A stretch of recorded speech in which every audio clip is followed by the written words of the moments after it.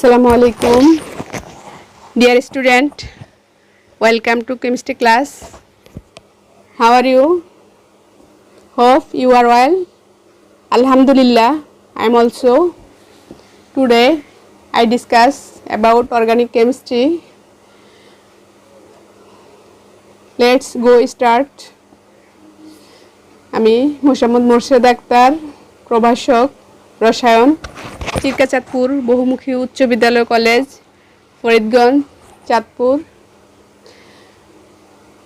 Chemistry second part, দ্বাদশ শ্রেণীর শিক্ষার্থীবৃন্দ। অর্গানিক কেমিস্ট্রি আমরা পূর্বের ক্লাসে নিয়েছি। আজকে কিছু টপিকস নিয়ে কথা বলবো। আশা করি তোমরা খুব মনোযোগ দিবে। শুরুতে তোমাদেরকে বলছি, তোমরা সময় যেহেতু বসে থাকে না, তোমরা যত যা শিখবে খুব ভালোভাবে শিখবে। তো পড়াশোনার মনোযোগী হবে, যেখান থেকে পাও অনলাইন ক্লাস, গাইড, বই সব সাথে নিয়ে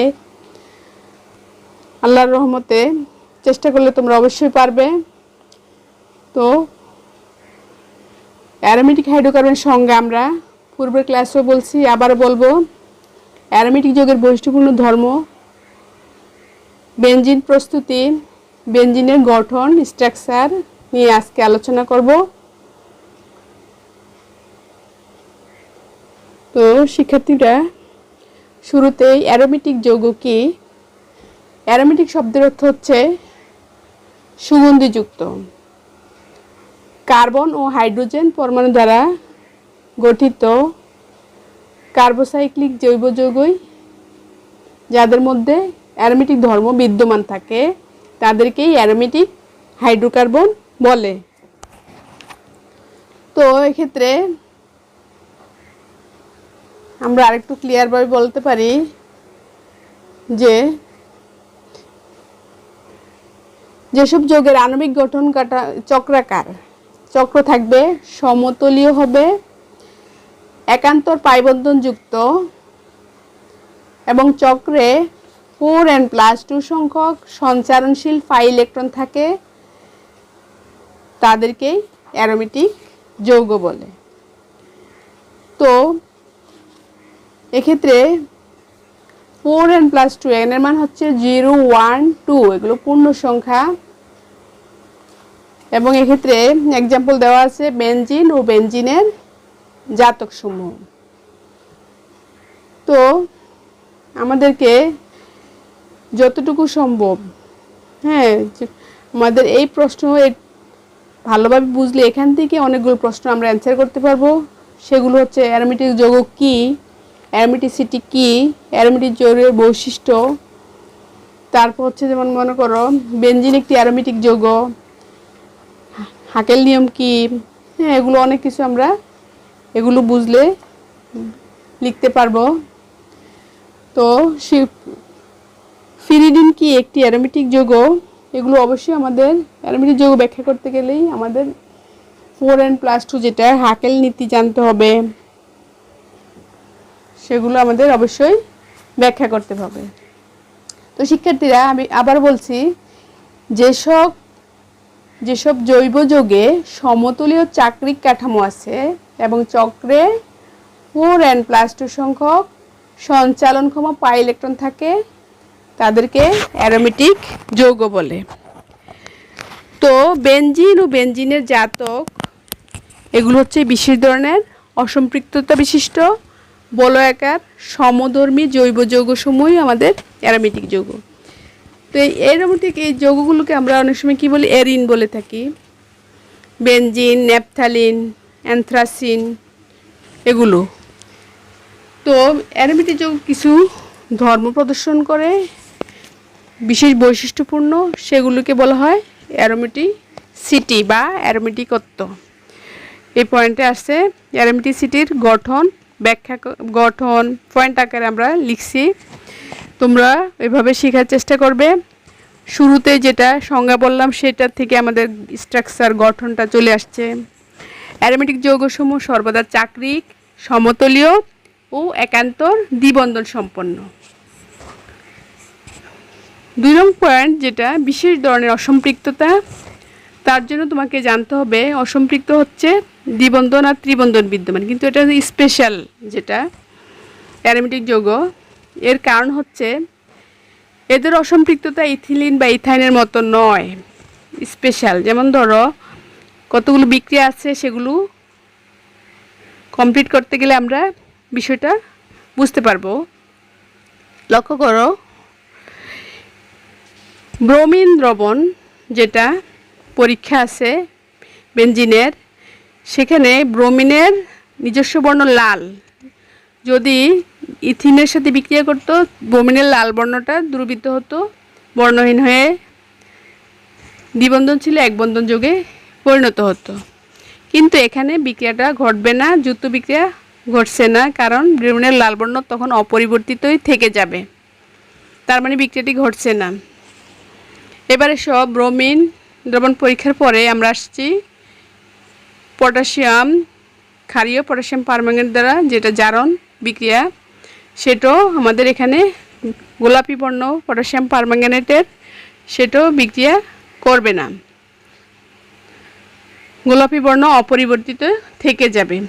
যদি সে দ্বিবন্ধন হতো তাহলে নর্মাল যেটা ইথিল কার্বন কার্বন দ্বিবন্ধন যার মধ্যে আছে সেটাতে বিক্রিয়া ঘটে যেত এবং গোলাপি বর্ণ দূরীভূত হতো। আরেকটি বিক্রিয়া আছে হাইড্রোক্লোরিক অ্যাসিড দিয়ে, সেটাও যুক্ত বিক্রিয়া হয় না, কিন্তু নর্মালি যে দ্বিবন্ধন দিয়ে আমরা মার্কনিকভ নিতে শিখেছি অথবা শিখতে পারবো সামনে, সেটাতে বিক্রিয়া ঘটবে, কিন্তু এখানে হবে না। আর হচ্ছে পানি সংযোজন, সেটা তো বিক্রিয়া হচ্ছে না, কারণ এর মধ্যে একটি বিশেষ ধরনের অসম্পৃক্ততা রয়েছে, এই কারণে এটা বিক্রিয়াটা ঘটছে না। আরেকটা পয়েন্ট হচ্ছে রেজোনেন্স বা অনুরণন, সেটা আমরা পরবর্তীতে বলবো। বেনজিন আর প্রতিস্থাপন বিক্রিয়া দিয়ে থাকে। অসম্পৃক্ততা হওয়া সত্ত্বেও বেনজিনটা কি দিতে পারে? প্রতিস্থাপন বিক্রিয়া, যেগুলো হচ্ছে নাইট্রেশন, সালফোনেশন, ফ্রিডেল কাপ, অ্যালকাইলেশন, অ্যাসাইডেশন, এগুলো দিয়ে থাকে। তো এই পাশে আমি আরও 3টি বিক্রিয়া দেখালাম যাতে করে আমরা আরেকটি অ্যান্সার করতে পারি, সেটা হচ্ছে বেনজিনের মধ্যে দ্বিবন্ধন বিদ্যমান, সেটা ব্যাখ্যা করো। সেক্ষেত্রে আমাকে অবশ্যই বেনজিন 200 ডিগ্রি সেন্টিগ্রেড তাপমাত্রায় নিকেল চূর্ণ প্রভাবকের উপস্থিতিতে হাইড্রোজেন সংযোজনের মাধ্যমে সাইক্লোহেক্সেন তৈরি করলো। এক্ষেত্রে তার মানে 3টি দ্বিবন্ধন ছিল, তার সাথে 3টি হাইড্রোজেন অ্যাড হয়ে 3 দুগুণে 6টি হাইড্রোজেন এসে দ্বিবন্ধনের ভেঙে অ্যাড হয়ে একক বন্ধনে পরিণত হচ্ছে। তার মানে বেনজিন সাইক্লোহেক্সেনে পরিণত হলো। তো আমরা এ থেকে বুঝতে পারলাম বেনজিনের 3টি দ্বিবন্ধন আছে। দ্বিতীয় বিক্রিয়াটি হচ্ছে হ্যালোজেন সংযোজন। উজ্জ্বল সূর্যালোক বা অতি বেগুনি রশ্মি SNU এর উপস্থিতিতে বেনজিন অসম্পৃক্ত যৌগটি 3 অণু ক্লোরিনের সাথে যুক্ত হয়ে 6টি ক্লোরিন এসে গ্যামাক্সিন উৎপন্ন করলো, C6H6Cl6। এই যৌগটি তৈরি হলো এবং এক্ষেত্রে এটাতেও আমরা প্রমাণ করতে পারলাম যে বেনজিন একটি অসম্পৃক্ত যৌগ এবং এখানে 3টি দ্বিবন্ধন বিদ্যমান আছে। আরেকটি বিক্রিয়া হচ্ছে বেনজিনের সাথে ওজনের বিক্রিয়া। এই বিক্রিয়ায় গ্লাইকোজাল প্রস্তুতির সমীকরণ আমাদের পরীক্ষায় আসতে পারে।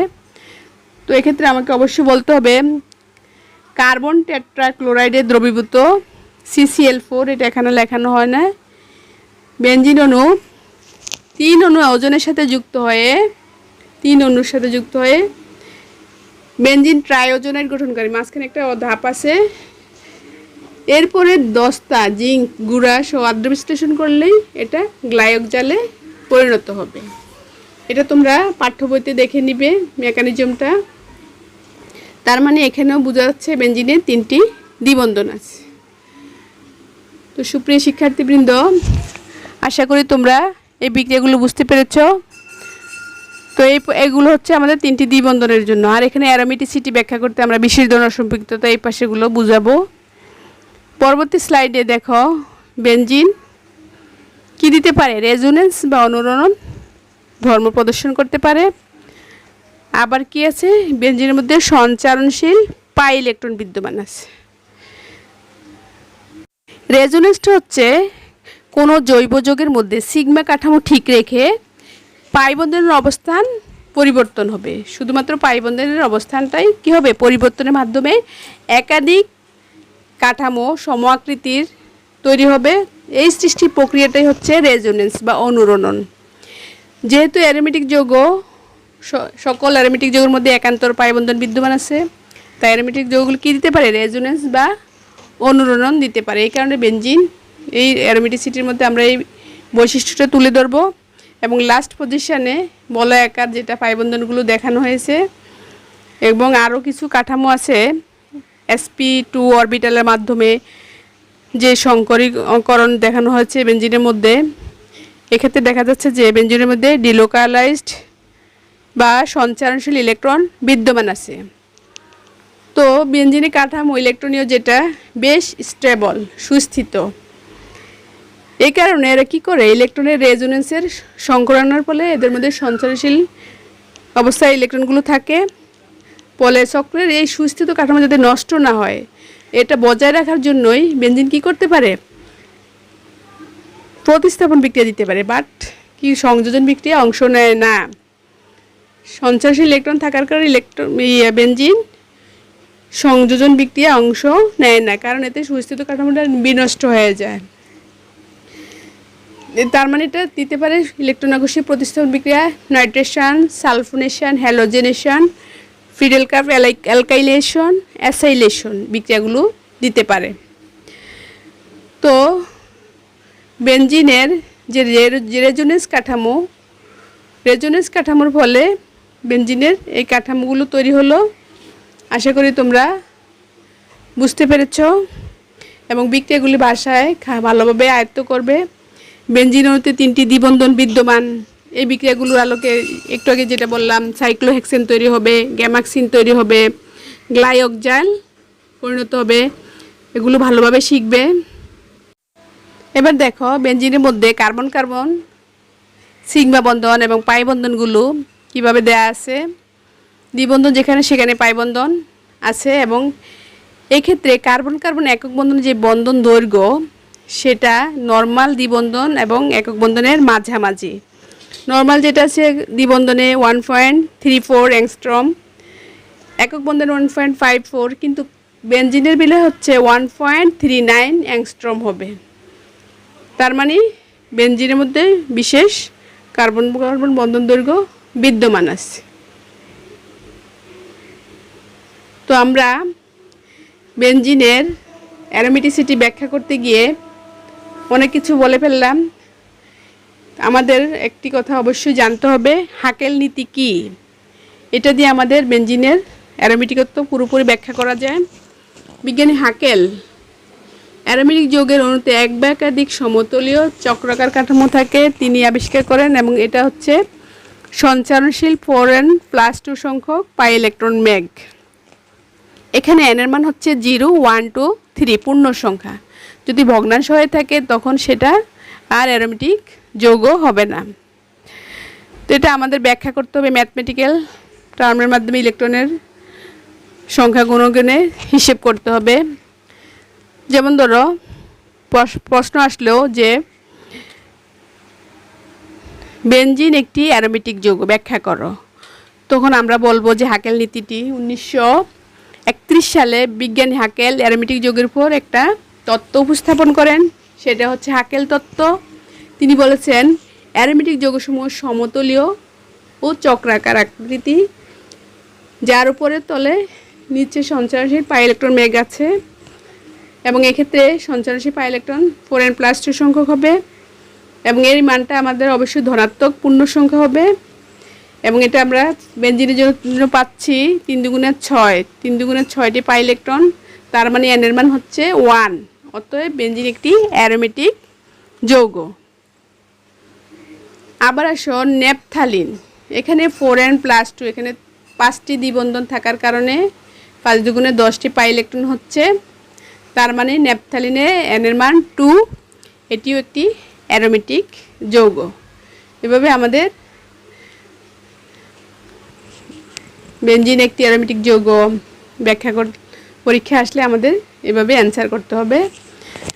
আরেকটি দেখো, হাকেল নীতিতে আমরা ফাইরল একটা যৌগ পাচ্ছি, সেখানে নাইট্রোজেনের মধ্যে কি আছে, একজোড়া লন পেয়ার ইলেকট্রন আছে, মুক্ত জোড় ইলেকট্রন আছে।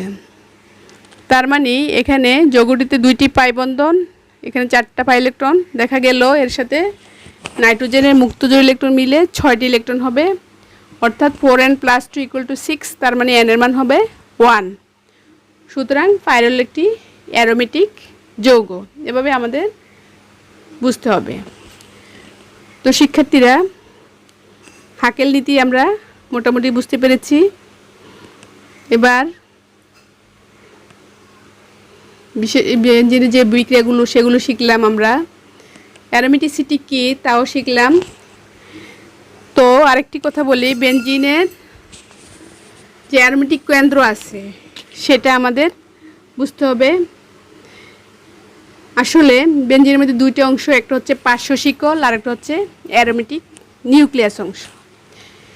যেটা আমাদের বেনজিন জাত অ্যারোমেটিক যৌগ উপস্থিত বলয় সেটা হচ্ছে অ্যারোমেটিক নিউক্লিয়াস, আর অ্যারোমেটিক কেন্দ্রের সাথে কার্বন পরমাণু বিশিষ্ট যে মূলক সরাসরি প্রতিস্থাপক হিসাবে যুক্ত থাকে সেটা হচ্ছে পার্শ্ব শিকল।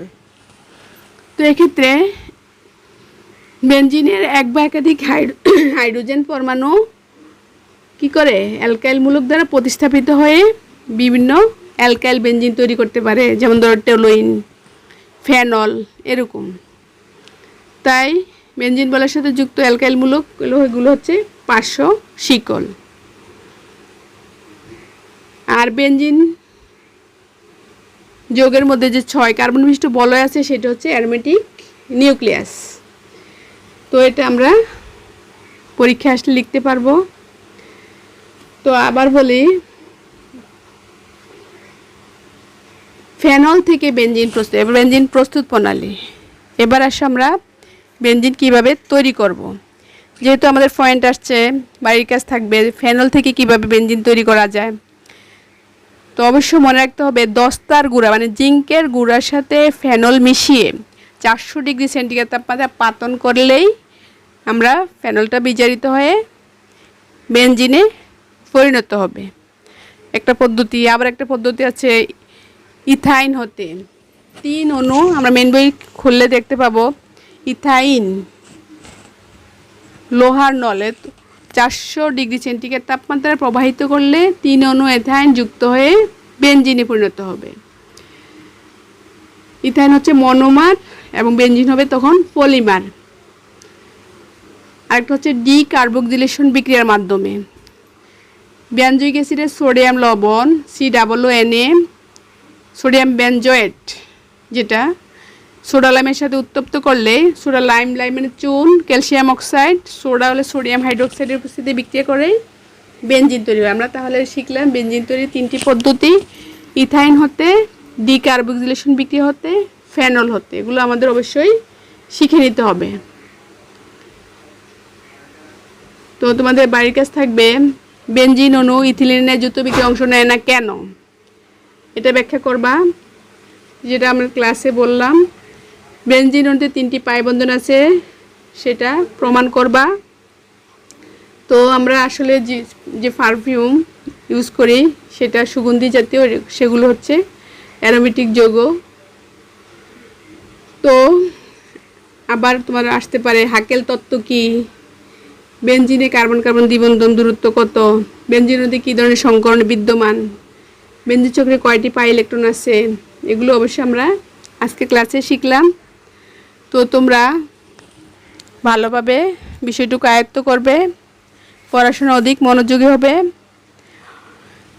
এছাড়াও আমাদের অ্যারোমেটিক যৌগের অনেক পড়া আছে, তোমরা এগুলো প্রতিদিন আয়ত্ত না করলে ভুলে যাবা।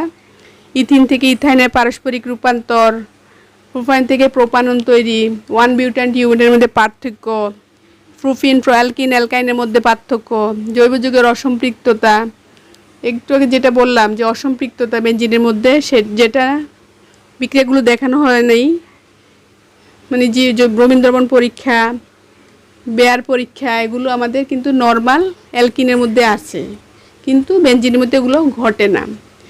ব্রোমিন দ্রবণ পরীক্ষা ভেরি ভেরি ইম্পর্ট্যান্ট, বেয়ার পরীক্ষা ইম্পর্ট্যান্ট, এগুলো তোমাদের অবশ্যই বাসায় শিখবা। আবার সংকরীকরণ যেহেতু পড়েছি, এগুলো সংকরীকরণ আলোকে বেঞ্জিনের কাঠামোগুলো ভালোভাবে দেখবা, আয়ত্ত করবা। তো সবাই ভালো থাকবে, পড়াশোনা চালিয়ে যাবে, এই আশাবাদ ব্যক্ত রেখে আজকের মতো বিদায় নিচ্ছি। আল্লাহ হাফেজ।